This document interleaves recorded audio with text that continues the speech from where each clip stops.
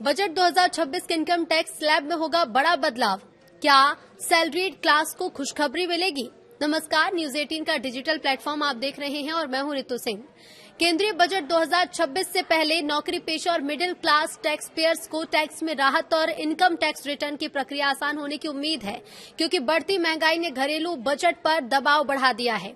Tax system को सरल बनाने की शुरुआत बजट 2020 में नए टैक्स रिजीम के साथ हुई थी, जिसे बजट 2025 में बड़ी टैक्स राहत देकर और मजबूत किया गया, जिससे बड़ी संख्या में लोगों को फायदा मिला। केंद्रीय बजट 2026 अब कुछ ही हफ्तों दूर है और ऐसे में नौकरी पेशा लोग, खासकर मिडिल क्लास, सरकार से टैक्स में राहत की उम्मीद लगाए बैठे हैं। घर का बजट पहले ही दबाव में हो और इसलिए लोग चाहते हैं कि इस बार बजट में टैक्स बोझ कम हो और हाथ में ज्यादा पैसा बचे। साथ ही आयकर रिटर्न भरने की प्रक्रिया को और आसान बनाने की उम्मीद भी की जा रही है, ताकि टैक्स फाइल करना झंझट भरा न रहे। भारत में टैक्स सिस्टम को आसान बनाने की दिशा में बड़ा कदम बजट 2020 में उठाया गया था, जब वित्त मंत्री निर्मला सीतारमण ने नया टैक्स रिजीम पेश किया। इसका मकसद ढेर सारी छूट और जटिल नियमों की जगह कम टैक्स दरें और आसान नियम देना था। इसके बाद बजट 2025 में सुधार को और रफ्तार मिली। हाल के सालों की सबसे बड़ी टैक्स राहत दी गई, जिससे बड़ी संख्या में टैक्स पेयर्स को फायदा हुआ।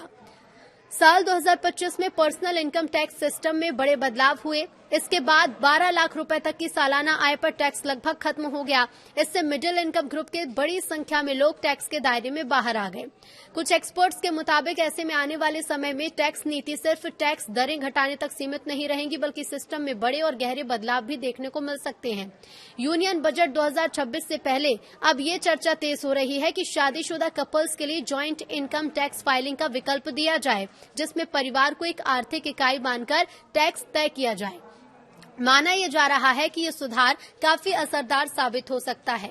फिलहाल इनकम टैक्स कानून के तहत टैक्स पेयर्स के पास दो विकल्प हैं, पुराना टैक्स रिजीम और डिफॉल्ट यानी कि नया टैक्स रिजीम। पुराने टैक्स रिजीम में बेसिक छूट 2.5 लाख रुपए है, जबकि नए टैक्स रिजीम में वित्त वर्ष 2025-26 से सीमा 4 लाख रुपए तक कर दी गई है। हालांकि इन दोनों ही सिस्टम में शादीशुदा होना या परिवार में कितने लोग हैं ये मायने नहीं रखता। इसका नतीजा यह है कि जिन परिवारों में पति पत्नी दोनों कमाते हैं वो अलग अलग छूट का पूरा फायदा उठा लेते हैं, लेकिन जिन घरों में एक ही व्यक्ति या मुख्य तौर पर एक ही कमाने वाला सदस्य है, वहां टैक्स छूट और परिवार के असली खर्चों के बीच तालमेल नहीं बैठ पाता।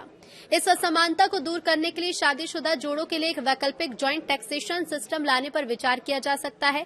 इसके तहत पति पत्नी अपनी आय को मिलाकर एक साथ इनकम टैक्स रिटर्न फाइल कर सकेंगे। अब ऐसे सिस्टम में परिवार के स्तर पर ज्यादा बेसिक टैक्स छूट दी जा सकती है, जिससे अलग अलग मिलने वाली छूट को जोड़ा जा सकेगा। इससे खास तौर पर उन परिवारों को राहत मिलेगी जहां घर की जिम्मेदारी एक ही कमाने वाले सदस्य पर टिकी होती है। एक्सपर्ट का कहना है कि बजट 2026 से पहले इनकम टैक्स स्लैब में बहुत बड़े और अचानक बदलाव की मांग को संतुलित नजरिए से देखना चाहिए। पिछले बजट में टैक्स दरों में बड़ा बदलाव किया गया था, इसलिए आने वाले बजट में सरकार छोटे सुधार यानी कि इंक्रीमेंटल टैक्सेशन का रास्ता अपना सकती है, ताकि नौकरी पेशा लोगों को कुछ राहत मिल सके। उन्होंने कहा कि महंगाई बढ़ रही है और ऐसे में असली वेतन में बढ़ोतरी ज्यादा नहीं हो रही। ऐसे में स्टैंडर्ड डिडक्शन की रकम बढ़ाने, मौजूदा टैक्स स्लैब की दोबारा समीक्षा करने और मिडिल इनकम ग्रुप के लिए खास छूट देने की जरूरत है।